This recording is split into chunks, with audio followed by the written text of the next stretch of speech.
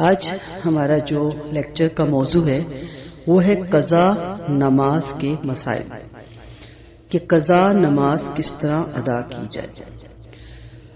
کچھ مسائل یا کچھ ٹاپک ایسے ہیں جس میں آپ کو بہت سی رائے ملے گی۔ میں ان جو مسائل ہوتے ہیں یا موضوع انہیں اختلافی مسئلہ نہیں کہتی۔ اختلاف نہیں ہوتا، اس کے لیے بہت سی آپ کے پاس چوائس جو قرآن و سنت کو سامنے رکھ کے علماء نے دی ہوتی ہے، بہت سی رائے ہوتی ہے ان کی، اور بہت سے طریقے ہوتے ہیں اس کے۔ تو اس لیے اس میں میرا علم اتنا نہیں ہے، اور جو تھوڑا سا سیکھا ہے وہ آپ کو میں سکھانے کی کوشش کر رہی ہوں، لیکن آپ آگے مزید پڑھتے رہا کریں۔ اور فقہ کی کتابیں ہوتی ہیں جس سے میں آپ کو پڑھا رہی ہوں، تو وہ جو ہے ہمارے محمد اقبال کیلانی کی یہ لکھی ہوئی کتاب ہے۔ تو اسی طرح آپ دیکھتے رہا کریں مختلف کتابوں کو، تاکہ آپ کے علم میں اضافہ ہو۔ اور میری بات غلط بھی ہو سکتی ہے، کیونکہ انسان ہوں، تو ضروری نہیں ہے کہ میری ہر بات 100% ٹھیک ہو۔ کوشش تو پوری ہوتی ہے کہ بہت تحقیق کے بعد آپ تک بات پہنچائی جائے۔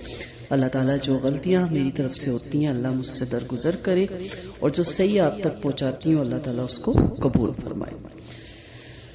قضا نماز کے بارے میں، اگر کسی عذر کی وجہ سے نماز وقت پر ادا نہ کی جا سکے تو موقع ملتے ہی فوراً ادا کرنی چاہیے۔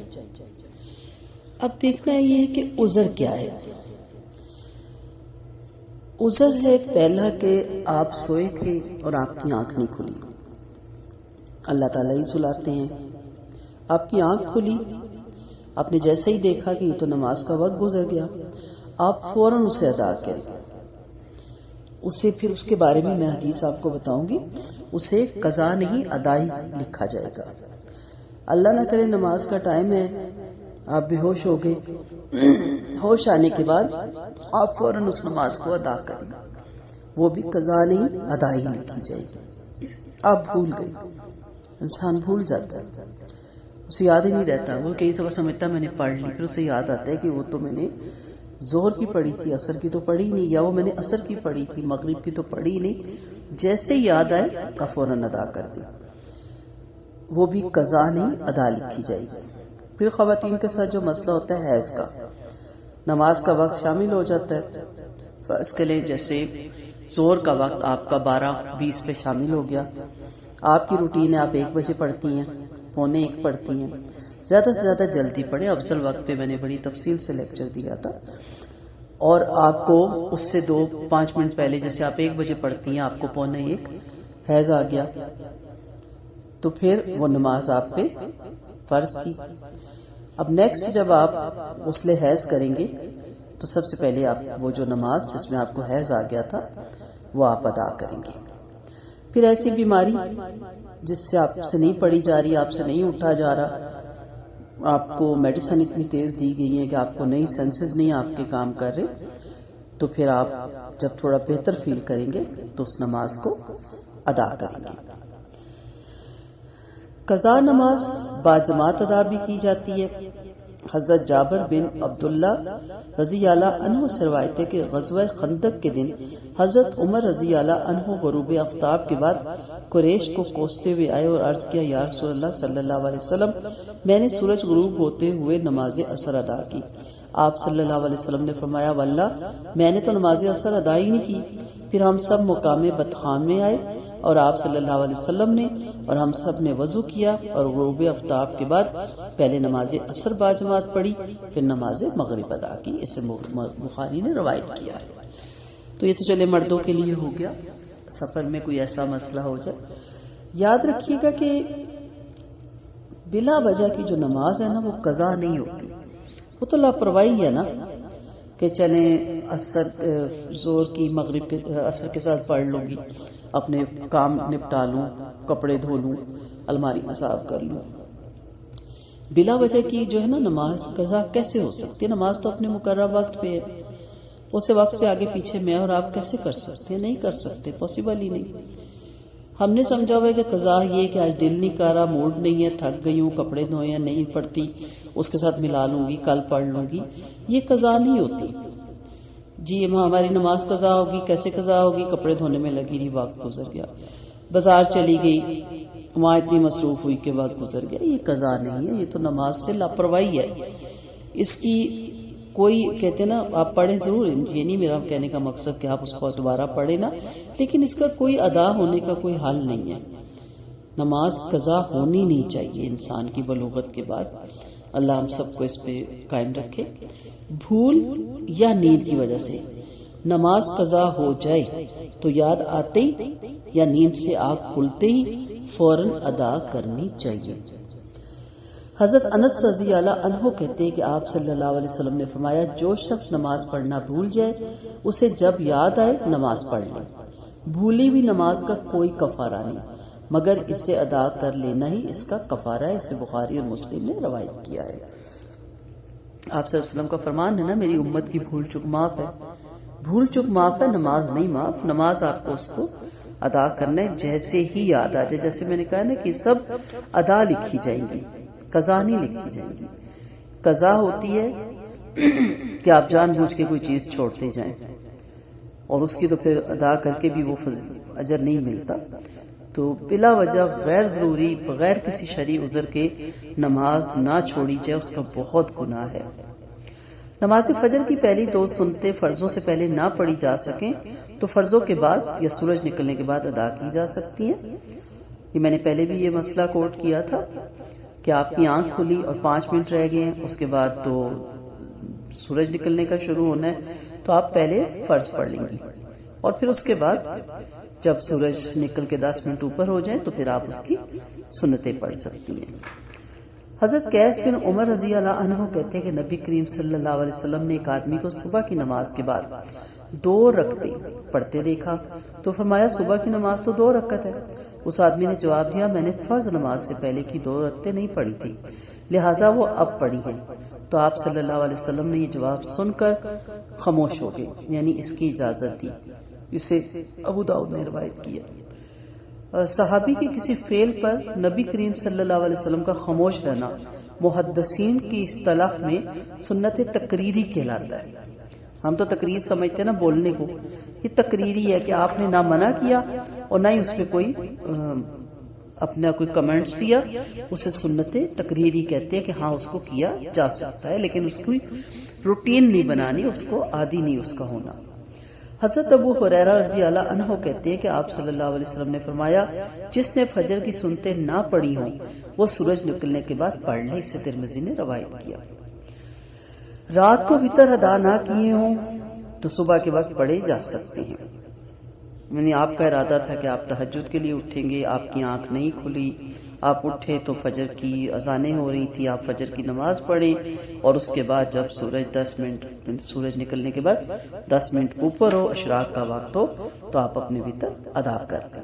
اس میں بھی آپ کو بہت سی رائے ملے گی، بہت سی چوائس ملے گی. کچھ کہیں گے آپ ادا کر لیں 2 4 6 نفل پڑھنے کے بعد، کچھ کہیں گے آپ صرف وتر ادا کر لیں، کوئی کہیں گے کہ نہیں اب آپ ادا نہیں کر سکتے، اب آپ اس کو اس وقت یعنی مختلف آپ کو اس میں چوائس مختلف رائے ملے گی. آسان طریقہ، سب سے آسان یہی ہے کہ آپ سورج نکلنے کے 10 منٹ کے بعد جب آپ اپنے اشراق ادا کرتے ہیں آپ اس وقت وتر ادا کر لیں. حائضہ کے لیے حیض کے دنوں کی نماز کی قضا نہیں ہے، لیکن میں نے شروع میں جیسے کہا نا کہ حیض آپ نماز کا ٹائم دیکھیں. جب آپ کو حیض آئے تو آپ دیکھیں کوئی نماز کا ٹائم تو شامل نہیں ہو چکا تھا. عصر کی دیکھیں جب اول اذان ہوتی ہے اس کا ٹائم وہ نماز ہی کا ہے. آپ دوسری اذانوں میں یا دوسرے ٹائم پہ نماز پڑھتے ہیں اور آپ کہتے ہیں وہ تو ابھی اذان نہیں ہوئی تھی نا تو مجھے حیض آ گیا، لیکن پہلا وقت تو شامل ہو چکا تھا نا. اب تو ہے پہ ایسے جس میں نماز کے ایگزیکٹ ٹائم جس میں شامل ہو جاتی ہے نماز کا ٹائم، پھر ایسے کیلنڈر بھی آ گئے ہیں. تو اس چیز کا آپ نے خاص خیال رکھنا ہے. یہ آپ پہ جو فرض ہو چکی تھی اور بیچ میں ابھی آپ نماز نہیں پڑھ رہی تھی اور ساتھ ہی آپ کو حیض آ گیا تو پھر وہ نماز آپ کو حیض سے غسل کے بعد سب سے پہلے وہ ادا کرنی ہے. اسی طرح آپ جب غسل کرنا ہے آپ نے اور آپ ٹھیک ہوئی ہیں اور اس وقت نماز کا ٹائم ابھی شامل ہے، جیسے ظہر میں آپ 12:30 پونے 1 ٹھیک ہو جاتی ہیں، 1 بجے ٹھیک ہو جاتی ہیں، 1:30 تک ٹھیک ہو جاتی ہیں، تو آپ غسل کرتی ہیں تو وہ نماز بھی آپ پہ فرض ہے، کیونکہ آپ کا حیض ختم ہو گیا تھا۔ حیض کے دوران 6 دن تھے، 7 دن تھے، 9 دن تھے، زیادہ سے زیادہ 15 کی ہمیں روایت میں چوائس ملتی ہے، اس کے دوران جو آپ کی نمازیں رہ جائے اس کی قضا نہیں ہے۔ حضرت معاذہ رضی اللہ عنہ روایت کرتی ہیں کہ ایک عورت نے حضرت عائشہ رضی اللہ عنہا سے روایت کیا، عورت حیض سے پاک ہو تو اسے قضائے نمازیں پڑھنی چاہیے۔ حضرت عائشہ رضی اللہ عنہا نے فرمایا، کیا تو خارجی ہے؟ ہم رسول اللہ صلی اللہ علیہ وسلم کے ساتھ ہوتی، ہمیں حیض آتا مگر ہمیں قضا نماز پڑھنے کا حکم نہیں دیا جاتا۔ یا حضرت عائشہ رضی اللہ عنہا نے یوں فرمایا، ہم قضا نمازیں نہیں پڑھتی تھی، اسے بخاری نے روایت کیا ہے۔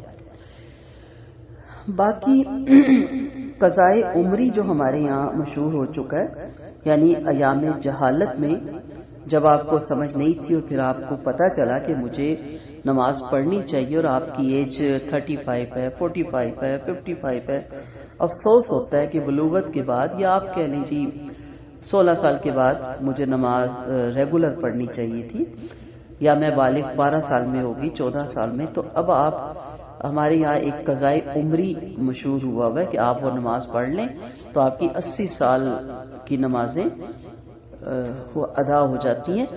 اس کا سنت سے کوئی بھی تعلق نہیں ہے، کوئی بھی ثبوت نہیں ہے، کوئی ایسی روایت نہیں ہے، اور ہمارا دین اس طرح کے شارٹ کٹ راستے بتاتا بھی نہیں ہے کہ شارٹ کٹ راستے سے آپ جنت میں پہنچ جائے، شارٹ کٹ راستے سے اپنی ساری نمازیں ادا کر لیں۔